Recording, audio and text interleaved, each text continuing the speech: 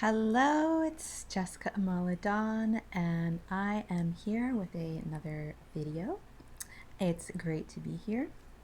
I, I just want to have some real talk today about like my thoughts and my feelings. And, you know, this morning my daughter got picked up by her dad, and as I was coming back upstairs, there was a newspaper sitting on the counter of the concierge's desk at my building. And I don't normally read the news. I've been very much into my healing process, my spiritual enlightenment for quite some time. And the headline really got my attention, and everything is always in divine timing. And what it was about all the dramatic rise in my friend, my kitty Isabella, is the dramatic rise in domestic violence and murder by domestic violence that has happened in the past few years in the greater area where I live, as well as, the province and the country where I live. And how, but specifically, they were talking about this one area of this region where there's been a lot of explosion in domestic violence issues and murder by domestic violence. And they talk about, very briefly in this article about one of the reasons for this rise in domestic violence being the dramatic explosion of population in the area prior to all of these events taking place. And there being specifically a lack of services and infrastructure to support this exploding population. And yeah, I know. And you know, I just cried. There's been about 28 deaths in the region by domestic violence, 14 of which were women.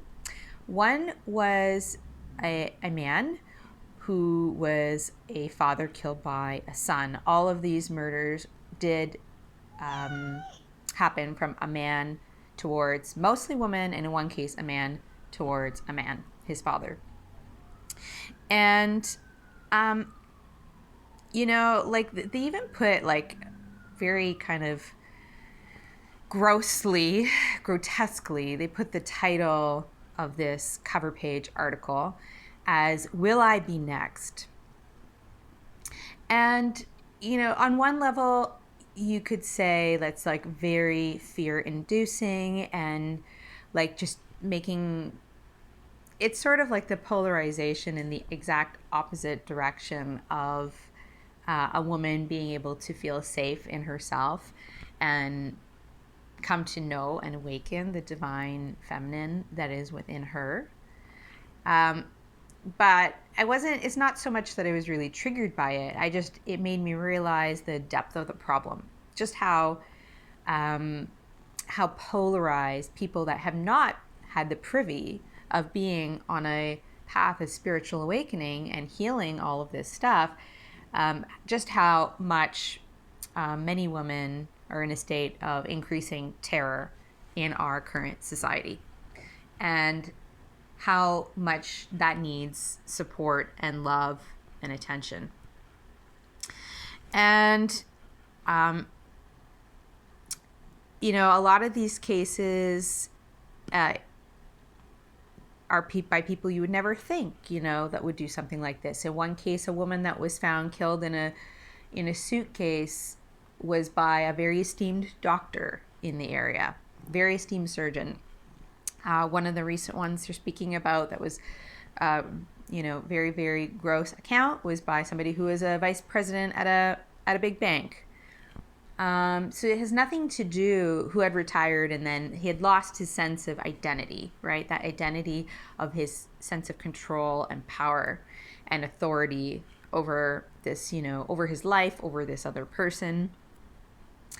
And it just made me realize on such a big level that there's so much support needed to heal the role, I guess, the relationship of a woman to herself and to the earth, and how that is really necessary to help a man, and in many cases, men that have gotten their sense of identity from the old paradigm of control, to be able to then shift into these identities of the new man, the new earth man, that that is not, I think, capable of regressing into these kinds of behaviors. And I just want to say up front, this is not an attack on all men as being like potential murderers if something goes wrong in their life. It's not that. I'm addressing what I see as a societal issue. And it's not just as within, as without. It's also as without, so within. And the structure of our society that we built, like I said before, this explosion in population, this is something that is a big issue. I myself can say, having had the experience of working for over a decade in the area of development, as a landscape architect and urban designer, and knowing very much a lot about how communities are built and designed, and how we increase the population of regions through residential development. I'm very aware of how separated that process of bringing people into a region is, increasing the population of a region is, from building community. There's actually almost no correlation. There is more efforts that are starting to be made in terms of making sure that there's schools for children in a region where they're putting up, a 40-story tower, for instance, or 5 40-story towers, or any sort of major development that's going to bring a lot of people. But that's first of all, that's not even universal, that happens everywhere. And that's only really the tip of the iceberg. And the truth is that those authorities, like schools or other systems of community infrastructure, they don't even really have a real, it's almost like token. We'll just say it's like a token gesture that they get to say something. But really, at the end of the day, the overseeing governmental bodies and the developers really get to have an extreme amount of power as to what gets built where, without a deep amount of thought into whether or not they're actually building community for a longer period of time. And I just want to say at this point that I'm speaking specifically about where I live in my particular area, in my particular country, which is Canada. And that things do vary from place to place. And in some places things are probably better than where I live. In some places they're worse than where I live. But the truth is that I can say pretty safely that within North America in general, like Canada and the US, this is a general problem, of separation between basically bringing people into a region as a economic endeavor for profit from the reality of community. And what people don't realize is that the fundamental basis of their whole existence, their whole life, the place where they live, the place where they grew up, the place where they've had all of their knowledge and experience about life, has been created around economy, and nothing more. Nothing more than creating something that will be profitable. And that community, in the way, the thinking of how things are built in the modern day, has very little to do with anything at all. Community it's almost like a token byproduct gesture that easily gets weeded out of the process. I've worked on buildings that were going to have daycares. The daycares get weeded out. Everything comes down to profit. Everything comes down to profit and profitability, and buildings keep getting taller and communities keep getting more sparse of infrastructure in this squeeze to get people in to make more dollars. To make more dollars for the developers and for the governments that are going to get property taxes and dollars for those developments.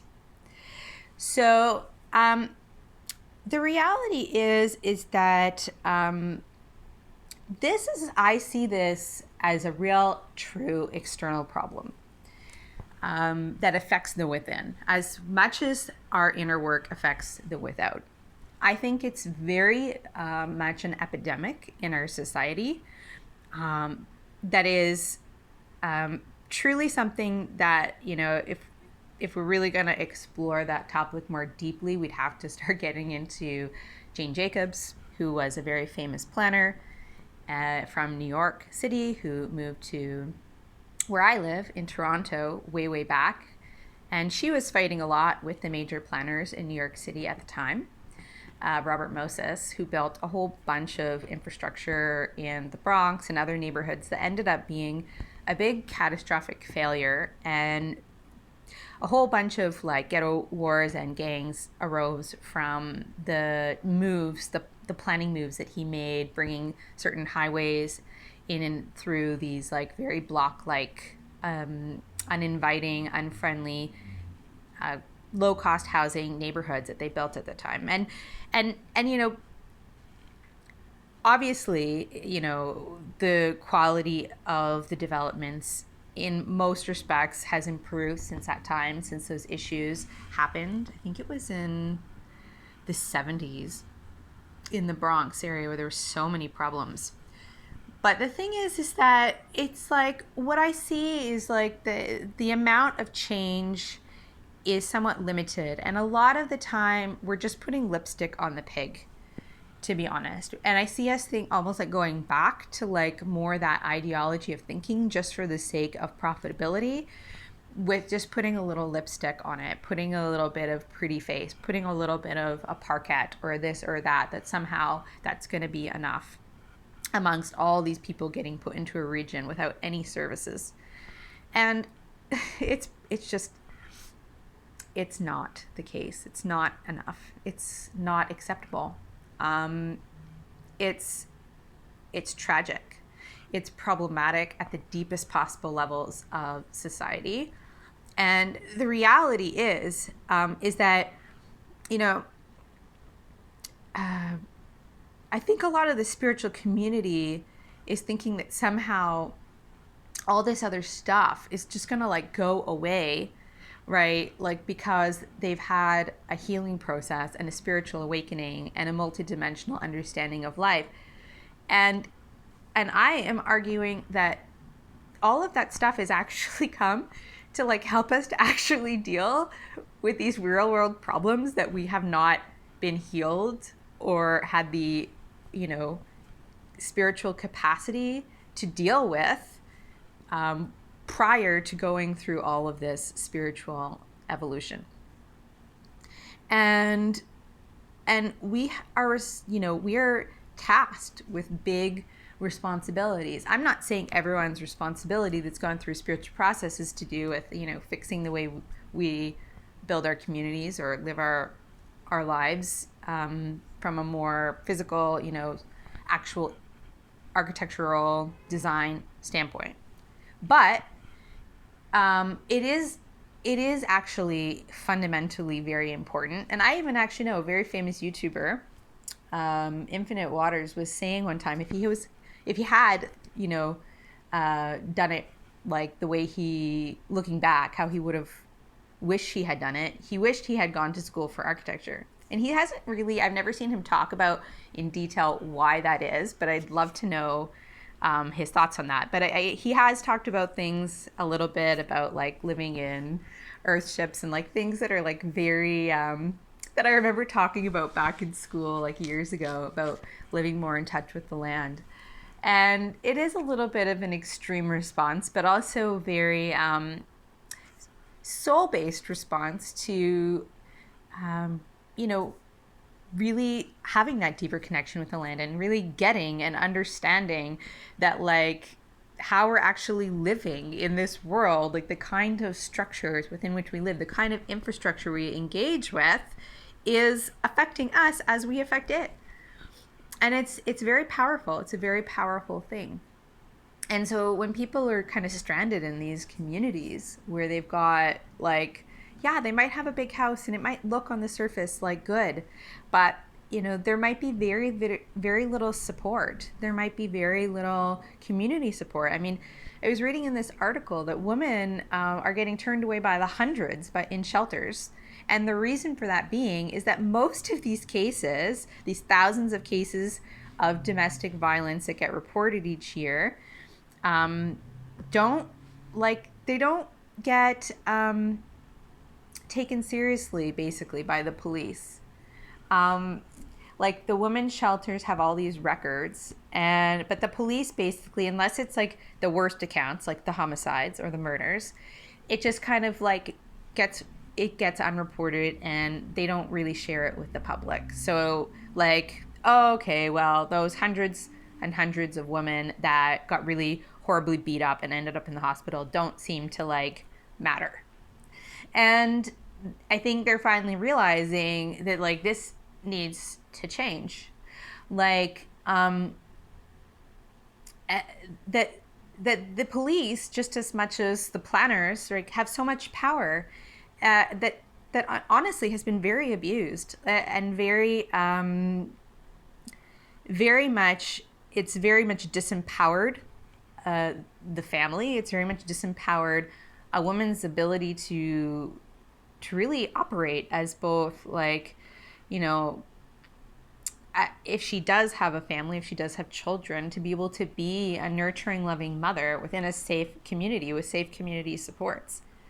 And instead, what ends up happening is everyone's just so stuck in this economic system due to lack of community services, where they end up fighting with their partners about money if there's money issues. And in some cases, that's like, I'm just speaking about this murder that happened. This is what happened. There was fighting over money issues. She wanted to leave with her children. And that's really where it comes. I think a lot of it comes down to that. So this man no longer felt like he had control because of a lack of financial resources in this case. And he ended up having these suicidal thoughts with knives and ended up turning that onto his wife and stabbing her to death in front of his children instead of stabbing himself because she wanted to leave. And, you know, like, just straight up, like, we can demonize this man and call him a devil who had never prior to that hurt his wife. And what he did is horrific. But the reality is we need to start accepting and talking about the deeper societal issues, why this is happening. Because for this to be happening over and over and over, you know, like every month, more of these incidences are being reported in that region. It's because of a deeper epidemic, a deeper problem, a deeper lack of community and connection that people need, that is literally killing people. It's killing families. It's killing people in the most horrific of ways. And not only like have these girls, the children of this woman, been totally traumatized by seeing this whole event unfold, okay? But this is now it's basically in their Akashic record. They're gonna have to do a lot of work to like heal and clear this, if they're even gonna be able to do that in this lifetime or another. If they can't, it's very sad. And I know this to be true because I've had to clear this stuff out of my own Akashic record after I met, my soul connection where I had a massive awakening. You could call it like a twin flame. I remembered incidences of being murdered quite often. It came up like for a little while. There was like at least a few incidences of murder that I had to clear by husbands. And so it's like this isn't a new thing, and it's something that's been epidemic, honestly, for hundreds and hundreds of years now in the patriarchal paradigm that has not really been as deeply focused on community at different points. There's been upswings. There's certainly been more upswings where things, get better, but then we're now kind of in this like downswing where things are really bad in this state of polarization that we're in. And it's just there's so much need for this deeper support for the feminine for all. And I hate to say it, it all comes back to this economic paradigm where, like, because of this like need to have to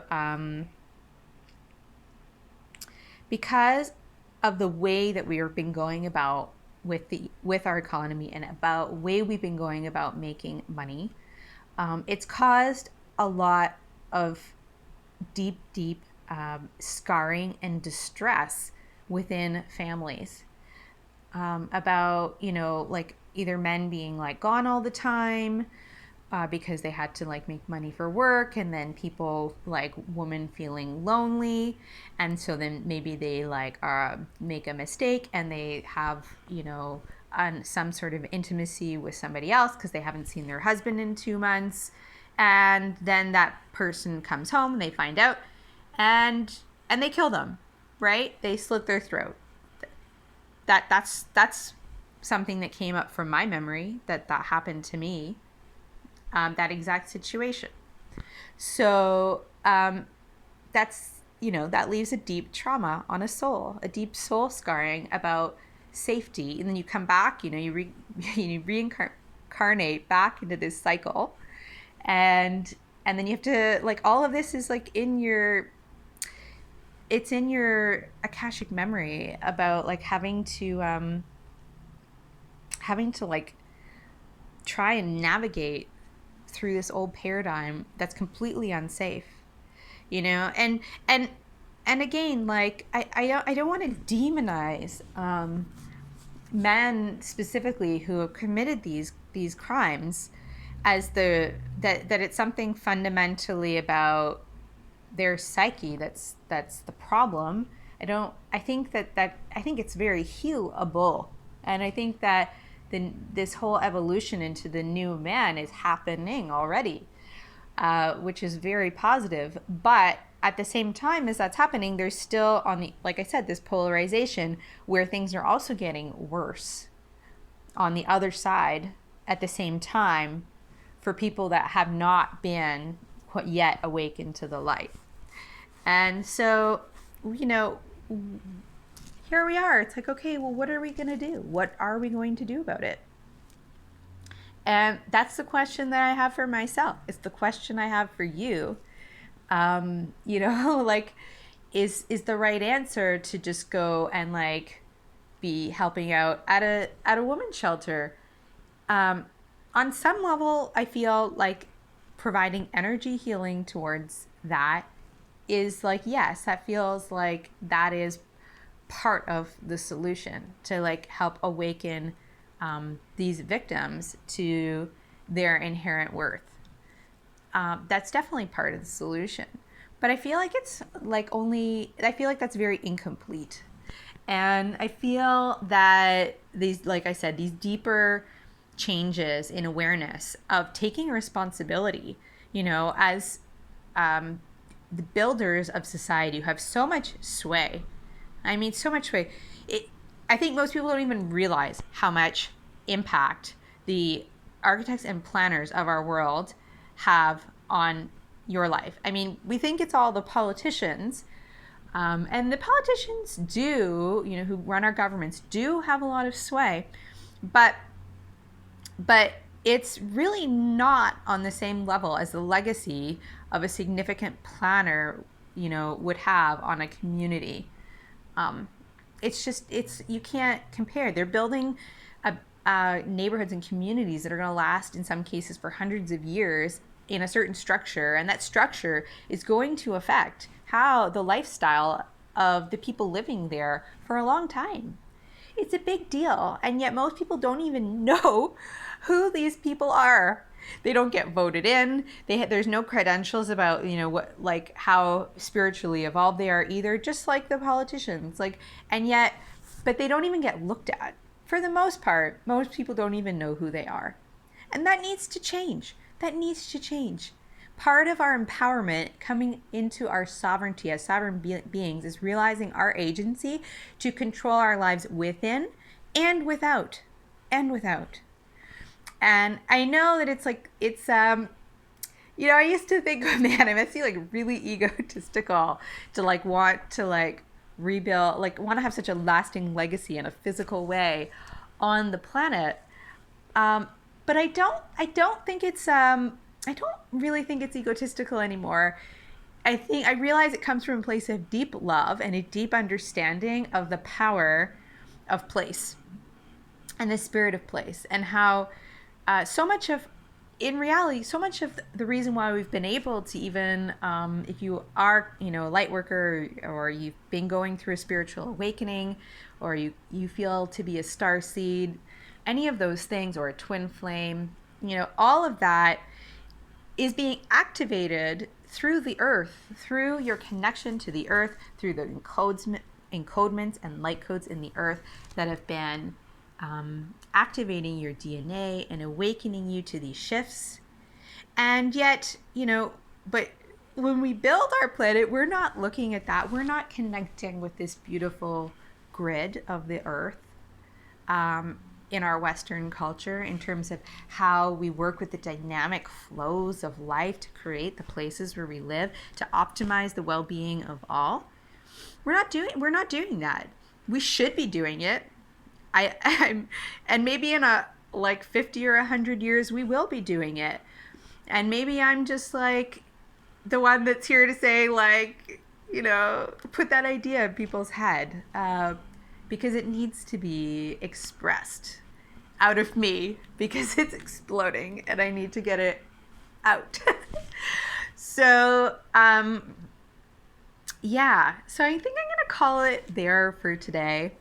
I just needed to get some of this stuff off my chest, because I was in tears after reading this article this morning, and I feel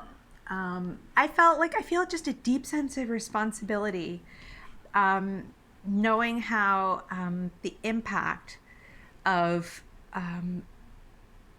putting so many populations in a region, and without the deeper thought of how that's going to affect community, and just there's just too much bottom line. There's too much bottom line, and it's got to stop. And I had to stop it in my own life, with my job, because it was making me sick. And my guides, and my higher self said, Jessica, you have to take a stand. You have to take a stand. Courageously, difficultly, very difficult to do that. But it's important. So that's it for today. This was my very passionate rant. And I'm sending you all so much love. And yeah, who knows what I'll rant about next. I'm just going to let it come from my divine feminine, high priestess, womb priestess, earth priestess flow. All right.